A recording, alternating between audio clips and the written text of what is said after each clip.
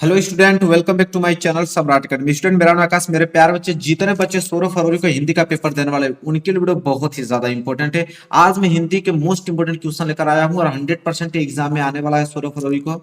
और टारगेट तो आप लोगों को मालूम है, 100 में 95 नंबर का। ठीक है, अब पूरा संपूर्ण तैयारी करा रहा हूँ। बस आपको रेगुलर हमारे चैनल पे बने रहना है। ठीक है, और एग्जाम आने दो एक दो दिन। बस एक दिन पहले रहेगा ना, फिर देखना 5 घंटे का मैराथन चलाने वाला हूँ। ठीक है, पूरा का पूरा सब कुछ क्लियर हो जाएगा। बस उसी वीडियो को देख के चले जाना तुम लोग को पेपर देने। चलो, पहला प्रश्न देखते हैं मेरे प्यारे बच्चों, और आंसर भी आप लोगों को बताना, मुझसे पहले ही बता देना है। ठीक है, और बहुत सारे बहुविकल्पीय प्रश्न, गद्यांश और पद्यांश, संस्कृत के गद्यांश पद्यांश देखने वाले हैं। ठीक है, पहला प्रश्न पढ़ता हूं, अगर आंसर मालूम होगा तो मुझसे पहले ही आप लोग कमेंट कर देना। मेरी यूरोप यात्रा, देखो कितना प्यारा प्रश्न है। मेरी यूरोप यात्रा जो है वो किस विधा की रचना है, बताना है। मेरी यूरोप यात्रा किस विधा की रचना है? यात्रा वृत्त विधा की, कहानी विधा की, कि निबंध विधा की रिपोर्टाज विधा की? बताइए, मेरी यूरोप यात्रा किस विधा की रचना है, बताना। बहुत प्यारा प्रश्न है मेरे प्यारे बच्चों। तो इसका हो जाएगा ऑप्शन नंबर ए। क्या हो जाएगा? Option number A. देखो, मेरी यूरोप यात्रा, और यात्रा है तो इसी से ट्रिक बना लो। यात्रा है तो जाहिर सी बात है, यात्रा वृत्त विधा की रचना है। ठीक है, चलो बात करेंगे अगला प्रश्न, प्रश्न नंबर दूसरा। देखो, प्रश्न नंबर दूसरा यह है कि जयशंकर प्रसाद किस युग के लेखक हैं, बताना है। जयशंकर प्रसाद जी जो हैं वो किस युग के लेखक हैं? शुक्ल युग के हैं, कि छायावाद युग के, कि प्रगतिवाद युग के, कि प्रयोगवाद युग के? बताओ, जयशंकर प्रसाद किस युग के लेखक हैं, बताना। अगर आपको मालूम है तो मुझसे पहले ही आप कमेंट करके बता दो। ठीक है, तो मेरे प्यार बच्चों, दूसरे का ए होगा, शुक्ल युग के हैं। जयशंकर प्रसाद किस युग के लेखक है? शुक्ल युग के। तो जितने बच्चे ने ए दिए होंगे, आंसर बिल्कुल उनका 100% सही है। आगे अगर हम बात करें तो देख लो, प्रश्न नंबर तीसरा क्या है? प्रगतिवादी युग की काल अवधि है।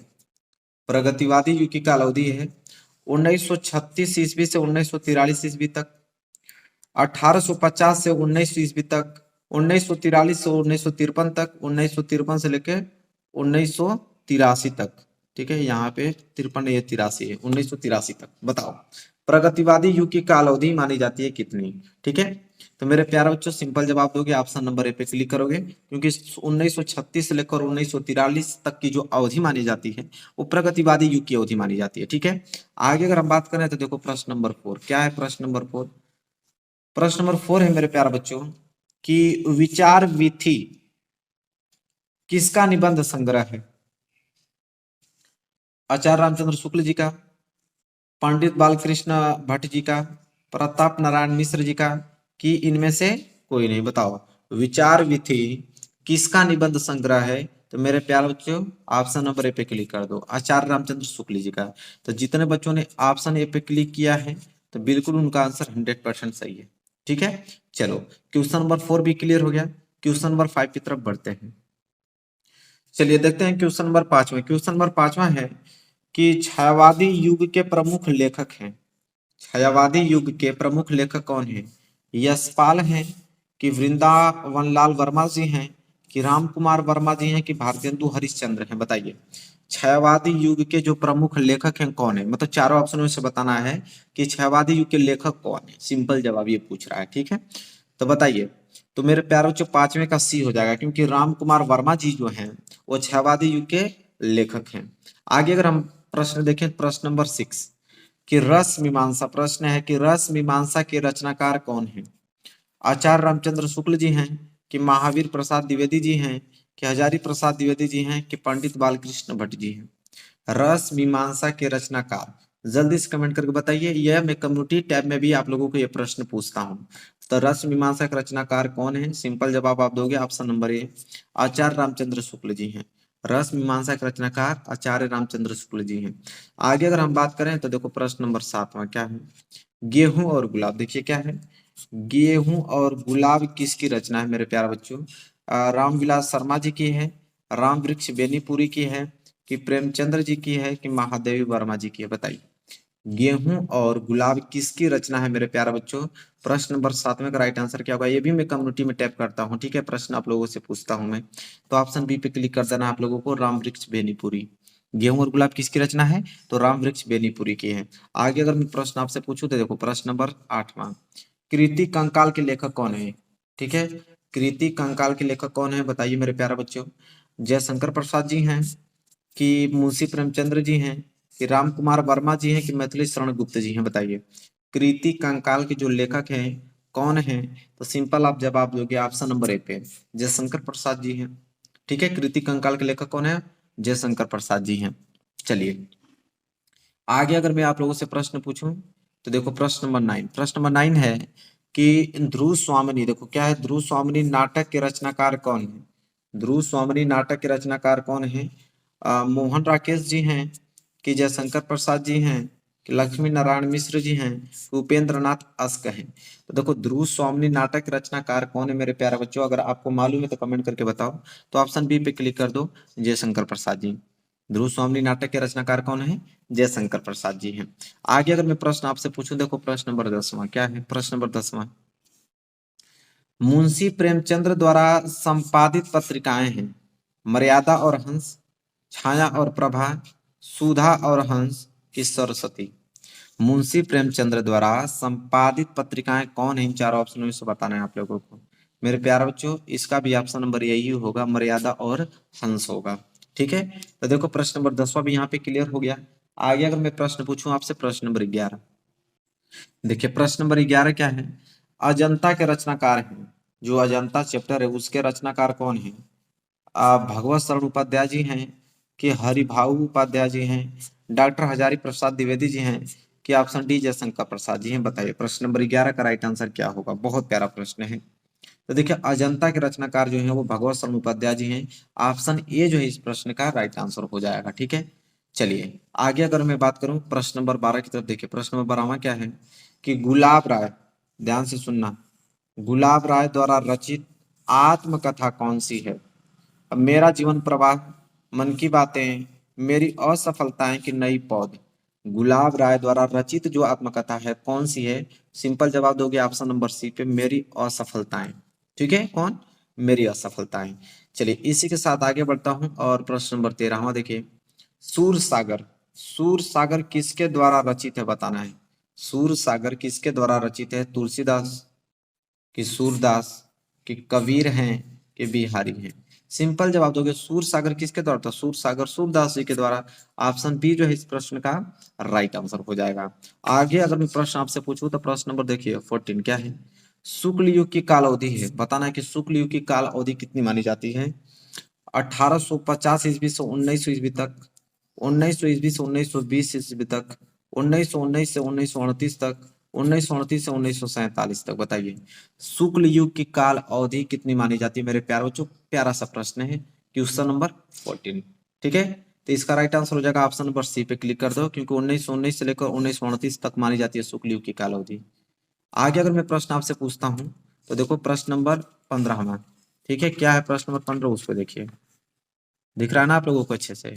प्रश्न नंबर 15 यह है कि वन पथ पर शीर्षक तुलसीदास जी के किस रचना से उद्धृत है?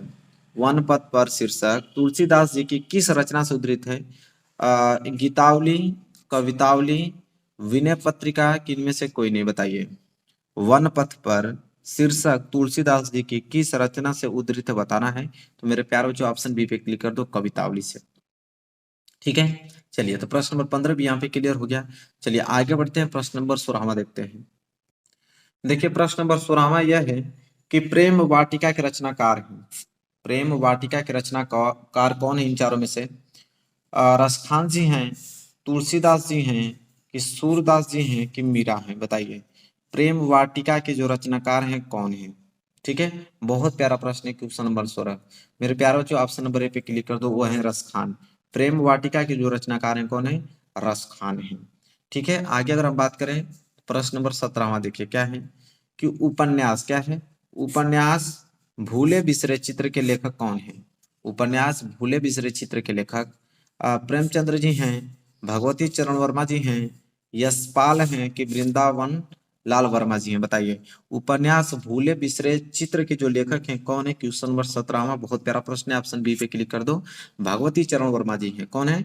भगवती चरण वर्मा जी हैं। आगे अगर मैं प्रश्न पूछूं प्रश्न नंबर 18वां देखिए क्या है? प्रश्न नंबर 18वां यह है अर्धनारीश्वर क्या है? अर्धनारीश्वर के लेखक हैं, अर्धनारीश्वर के लेखक कौन हैं?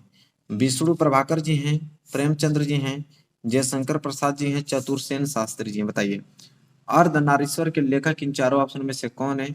बहुत प्यारा प्रश्न है, जल्दी से कमेंट करके आप हमें बताइए। तो 18 का ए पे क्लिक कर दीजिए, क्योंकि अर्धनारीश्वर के जो लेखक हैं वो हैं आपके विष्णु प्रभाकर जी हैं। आगे मैं अगर प्रश्न आपसे पूछूं तो प्रश्न नंबर 19वां देखिए क्या है। त्याग पत्र क्या है? त्याग पत्र किस विधा की रचना है? त्याग पत्र किस विधा की रचना है? जीवनी, ऑप्शन बी उपन्यास, ऑप्शन सी नाटक, ऑप्शन डी निबंध। त्याग पत्र किस विधा की रचना है बताना है। क्वेश्चन नंबर 19 का बी जो है राइट आंसर हो जाएगा, उपन्यास विधा की रचना है। ठीक है, चलिए आगे अगर हम बढ़ूं, अगला प्रश्न देखो। देखो गोदान क्या है? गोदान किस युग का उपन्यास है? गोदान जो है किस युग का उपन्यास है? शुक्ल युग का, शुक्लोत्तर युग का, द्विवेदी युग का, कि आधुनिक युग का? बताओ गोदान किस युग का उपन्यास है मेरे प्यारे बच्चों? यह प्रश्न है, बहुत प्यारा प्रश्न है। तो इसका हो जाएगा ए, किस युग का? शुक्ल युग का उपन्यास है गोदान।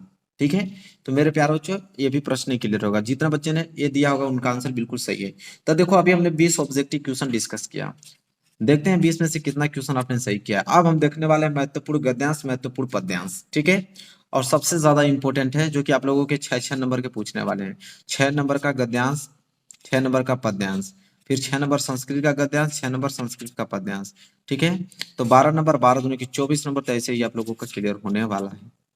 ठीक है, चलिए देखिए मेरे प्यारे बच्चों, पहला मैं आप लोगों को गद्यांश बता रहा हूँ जो कि सबसे ज्यादा इंपॉर्टेंट है। इसको तो आप लोगों को किसी कीमत पे तैयार करके जाना है। जितना मैं आप की वीडियो में जितना भी गद्यांश पद्यांश डिस्कस करने वाला हूँ सारे इंपॉर्टेंट है, और ये तैयार करके जाना है आप लोगों को। देखो पहला है कि कुसंग का जोर सबसे भयानक होता है, यह केवल नीति और सद्वृत्ति का ही नाश नहीं करता बल्कि बुद्धि का भी क्षय करता है। किसी युवा पुरुष की संगति यदि बुरी होगी तो वो उसके पैरों में बंधी चक्की के समान होगी, जो उसे दिन दिन अवनति के गड्ढे में गिराती जाएगी। और यदि अच्छी होगी तो सहारा देने वाले बाहु के समान होगी, जो उसे निरंतर उन्नति को उठाती जाएगी। ठीक है, पूरा मैं दिखा देता हूँ यहाँ तक, उन्नति को उठाती जाएगी। तो यह आप लोगों का जो गद्यांश है जो कि सबसे ज्यादा इंपॉर्टेंट है, और इसमें सभी रेखाओं का व्याख्या करने वाला हूं, क्योंकि एग्जाम में क्या होता है, ये देखो यहाँ से लेकर यहाँ तक प्रथम रेखांकित की व्याख्या है, और किसी युवा पुरुष यहाँ से लेकर यहाँ तक द्वितीय रेखांकित की व्याख्या।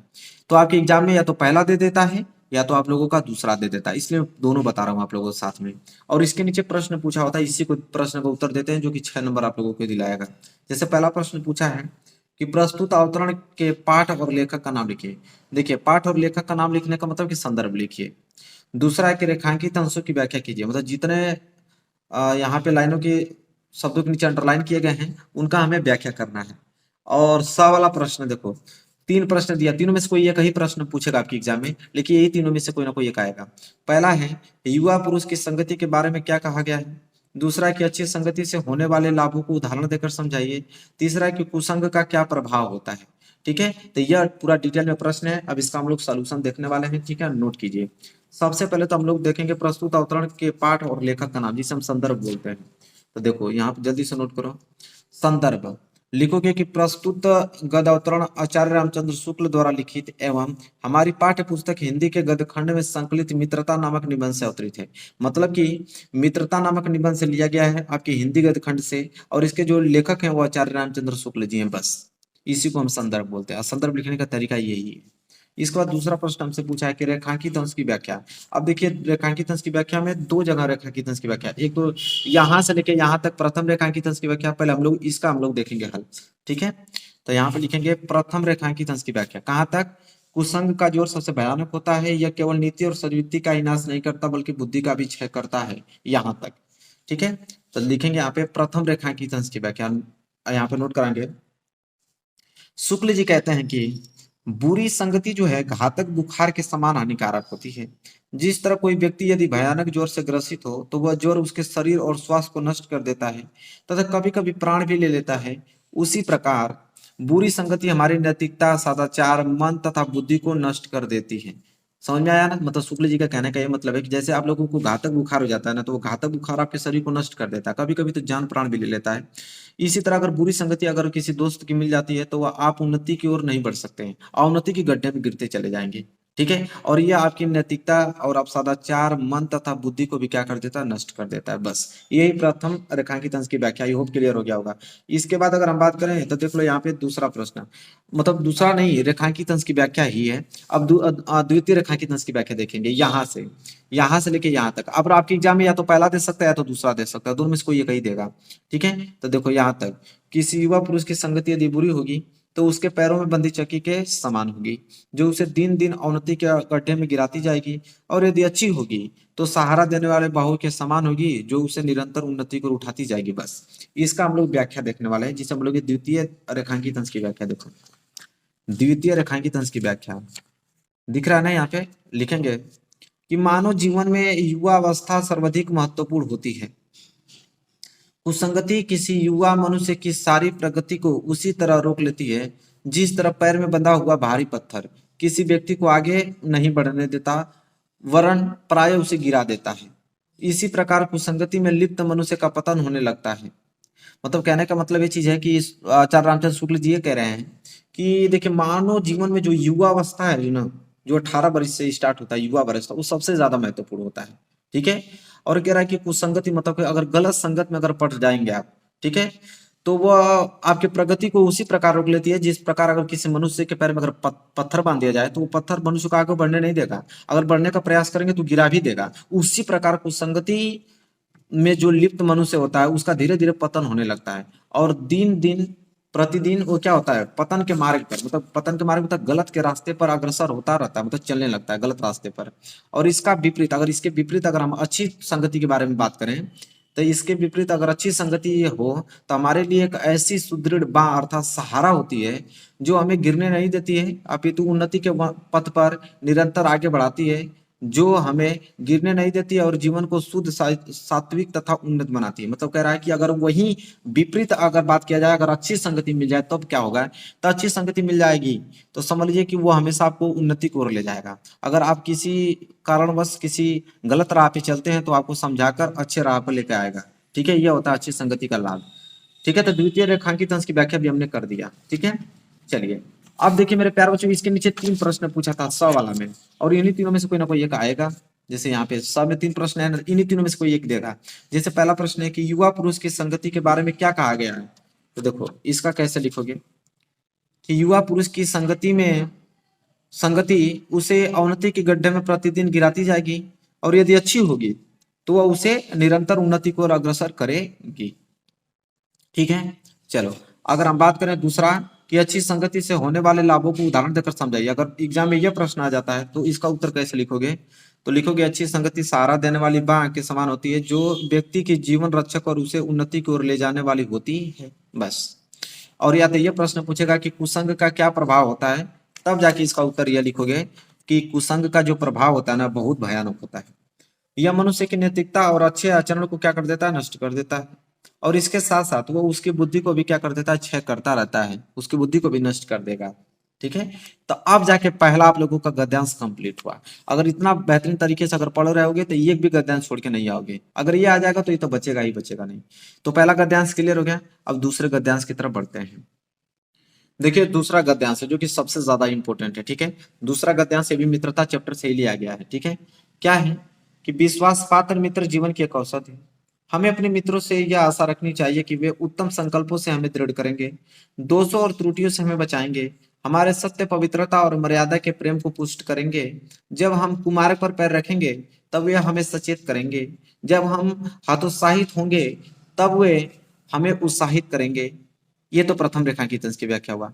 लिखेंगे सारांश यह है कि वे हमें उत्तम पूर्वक जीवन निर्वाह करने में हर तरह से सहायता करेगा, सहायता मतलब देंगे। सच्ची मित्रता में उत्तम से उत्तम वैध की सी निपुणता और परख होती है, अच्छी से अच्छी माता का धैर्य और कोमलता होती है। ऐसी ही मित्रता करने का प्रयत्न प्रत्येक पुरुष को करना चाहिए।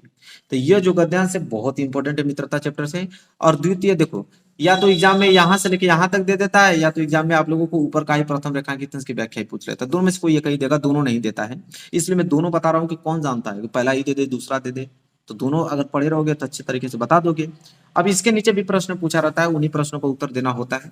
जैसे पहला प्रश्न यहाँ पूछ लिया हमसे कि प्रस्तुत गद्यांश के पाठ और लेखक का नाम, तो पाठ और लेखक नाम का मतलब वही चीज संदर्भ लिखने के लिए बोल रहा है। तो देखो संदर्भ लिखो इसका। प्रस्तुत गद्यावतरण आचार्य रामचंद्र शुक्ल द्वारा लिखित एवं हमारी पाठ्य पुस्तक हिंदी के गद्यखंड में संकलित मित्रता नामक निबंध से अवतरित है।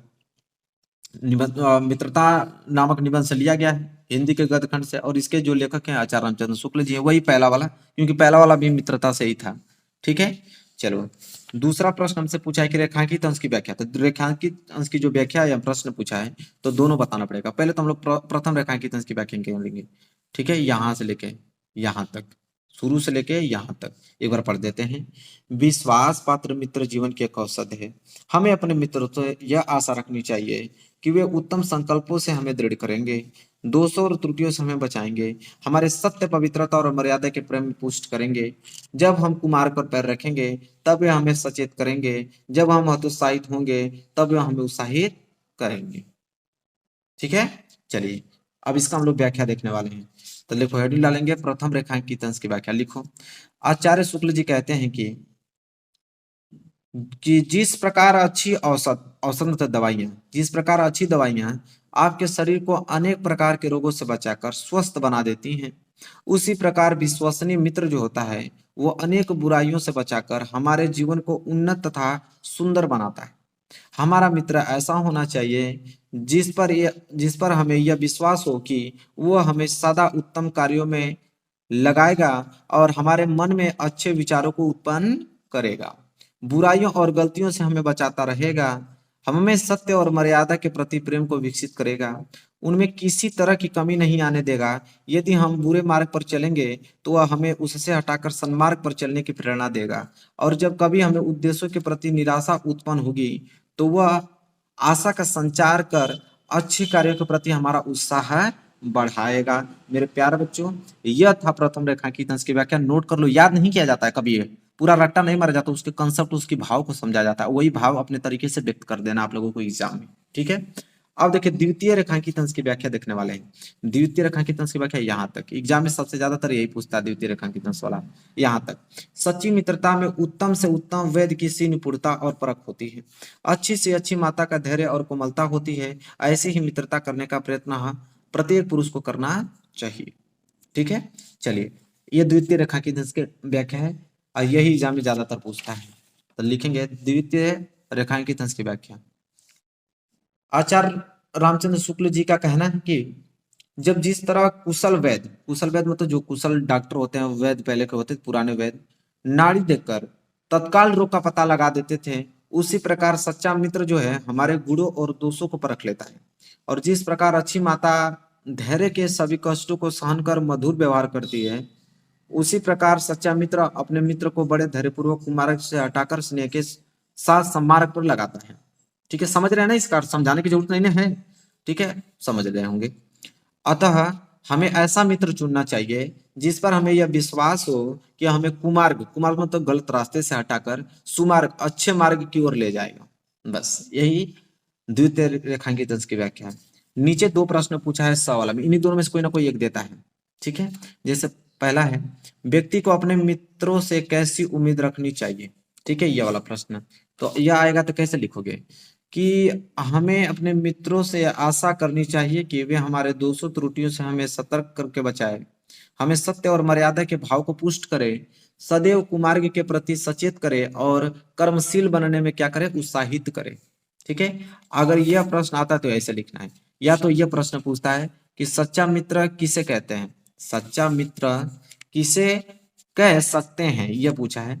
तो जब ये प्रश्न आ जाए तो कैसे आप लिखोगे कि एक सच्चा मित्र जो है ना वो उत्तम पूर्वक जीवन निर्वाह करने में मदद करता है, कुमार्ग पर चलने से हमें रोकते हैं, एक सच्चा मित्र सदैव उत्साहित करता है।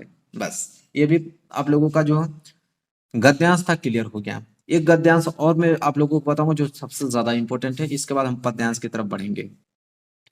चलिए देखिए अगला गद्यांश वाकई में कमाल का गद्यांश है, बहुत बार एग्जाम में आ चुका है। हे भगवान, तब के लिए विपद के लिए इतना आयोजन, परम पिता की इच्छा के विरुद्ध इतना साहस, पिताजी क्या भीख न मिलेगी, क्या कोई हिंदू भूपृष्ठ पर न बचा रह जाएगा जो ब्राह्मण को दो मुट्ठी अन्न दे सके। यह असंभव है, फेर दीजिए पिताजी, मैं कांप रही हूँ, इसकी चमक आंखों को अंधा बना रही है। यह जो गद्यांश है बहुत ज्यादा इंपॉर्टेंट है और इसके नीचे भी प्रश्न वही पूछा हुआ है पहला, उपयुक्त गद्यांश का संदर्भ लिखिए। दूसरा, रेखांकित अंश की व्याख्या कीजिए। और तीसरा में 2 प्रश्न पूछा है इस सम में। पहला, अपने पिता का कौन सा कृत्य ममता को परम पिता की इच्छा के विरुद्ध लगा। दूसरा, गद्यांश में किस कार्य को ईश्वर की इच्छा के विरुद्ध बताया गया है। तो सिंपल जवाब देंगे। पहला तो हम लोग गद्यांश देखने वाले हैं, ठीक है, मतलब गद्यांश का क्या देखेंगे, संदर्भ देखेंगे। चलो तो इस गद्यांश का संदर्भ देखते हैं। तो संदर्भ में वही पाठ का नाम लिखा जाता है और लेखक का नाम लिखा जाता है। तो देखो संदर्भ हेडिंग डालो और लिखो संदर्भ में कि प्रस्तुत गद अवतरण हमारी पाठ्य पुस्तक हिंदी के गदखंड में संकलित ममता नामक कहानी से उद्धृत है। और इसके जो लेखक है ना, छायावादी युग के प्रवर्तक कौन, श्री जयशंकर प्रसाद जी हैं। ठीक है, बस बात खत्म। इसके बाद देखिए, इसमें भी आप लोगों को कभी कभी ऊपर लाइन का पूछ देता है, कभी कभी नीचे वाला ही दे देता है, इसलिए मैं दोनों बताऊंगा। तो ये प्रथम रेखांकित अंश की व्याख्या है।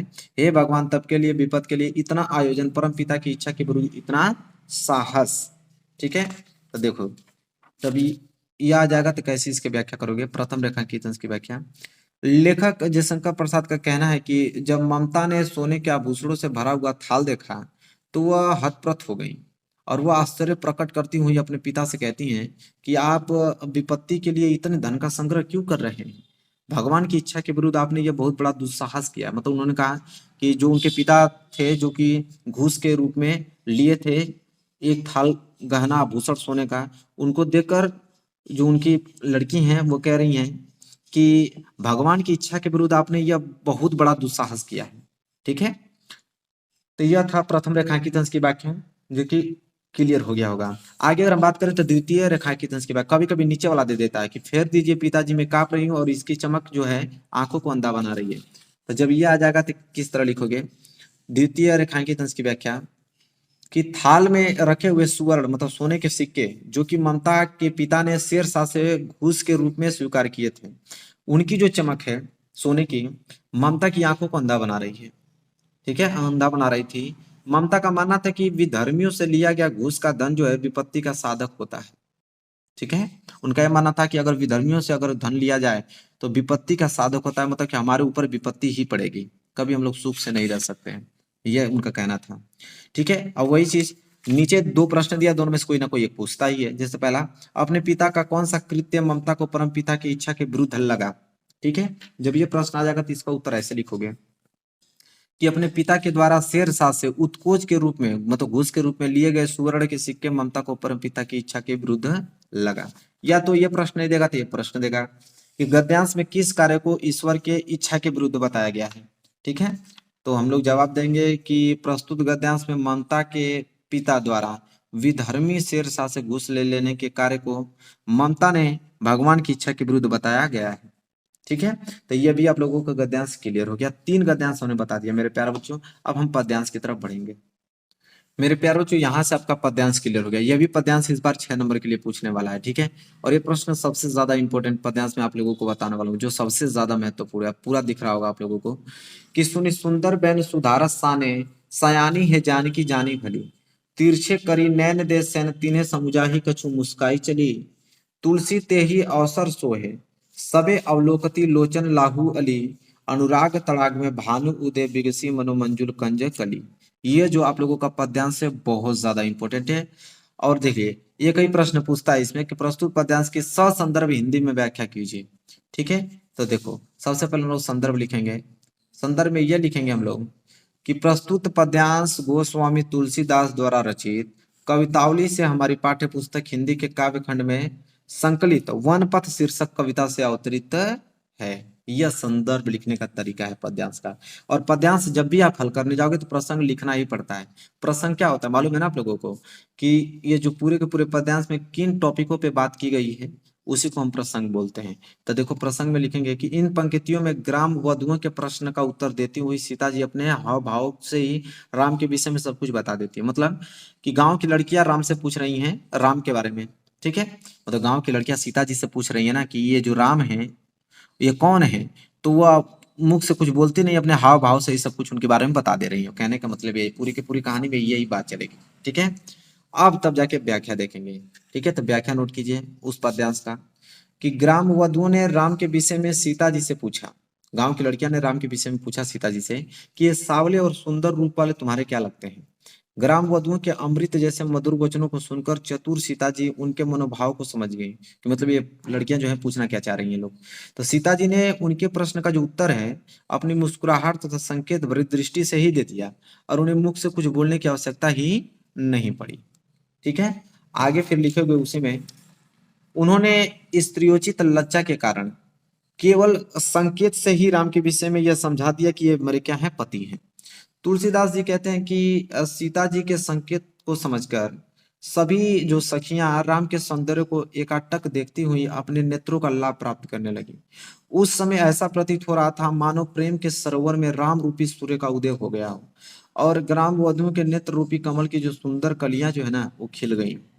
ठीक है, तो यह था व्याख्या। आई होप क्लियर हो गया होगा मेरे प्यारे बच्चों।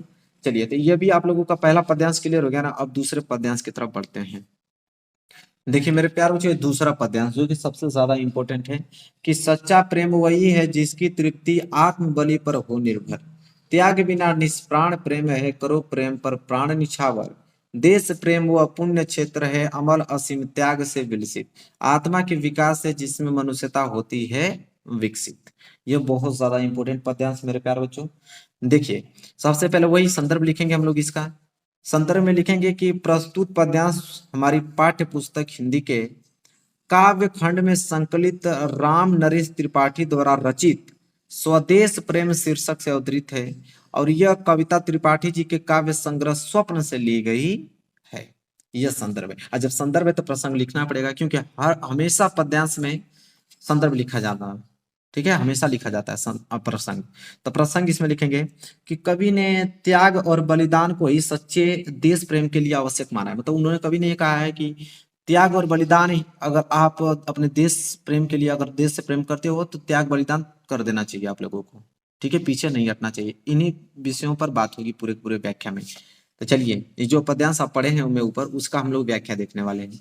तो लिखिए, नोट कीजिए व्याख्या इसका कि कवि कहता है कि सच्चा प्रेम वही है जिसमें आत्म त्याग की भावना होती है। मतलब सच्चा प्रेम वही करता है अपने देश से कि जिसमें अपना जान प्राण भी दे दे, मतलब अपना आत्म त्याग भी दे दे। ठीक है, वही करा, अर्थात आत्म त्याग पर ही सच्चा प्रेम निर्भर होता है। सच्चे प्रेम के लिए यदि हमें अपने प्राणों को भी न्यौछावर करना पड़े तो पीछे नहीं हटना चाहिए। बिना त्याग के प्रेम जो है ना प्राणहीन या मृत है। त्याग से ही प्रेम में प्राणों का संचार होता है। ठीक है, उसके आगे लिखोगे कि अतः सच्चे प्रेम के लिए प्राणों का बलिदान करने को भी सदैव प्रस्तुत रहना चाहिए। देश प्रेम वह पवित्र भावना है जो निर्मल और सीमा रहित त्याग से सुशोभित होती है। देश प्रेम की भावना से ही मनुष्य की आत्मा विकसित होती है और आत्मा के विकास से ही मनुष्य का विकास होता है। अतः देश प्रेम से आत्मा का विकास और आत्मा के विकास से मनुष्यता का विकास करना चाहिए। तो ये जो महत्वपूर्ण मैं आप लोगों को पद्यांश बताऊं जो वाकई में इंपॉर्टेंट है, आप लोग अच्छे तरीके से इसको नोट कर लो। आई होप आप लोगों को क्लियर हो गया होगा। तो जैसा कि आपने देखा कि महत्वपूर्ण में आप लोगों को बहुविकल्पीय 20 नंबर का कराया, गद्यांश हमने कराया, ठीक है, पद्यांश हमने कराया इंपॉर्टेंट। ठीक है, तो वीडियो आपको कैसी लगी बताइए। वीडियो बहुत ज्यादा इंपॉर्टेंट थी। वीडियो अच्छा लगा तो प्लीज लाइक कीजिए और चैनल पे नए हैं तो चैनल को सब्सक्राइब करके बेल आइकन को प्रेस कर लेना। मिलेंगे एक प्यारे से नेक्स्ट वीडियो में, तब तक के लिए धन्यवाद।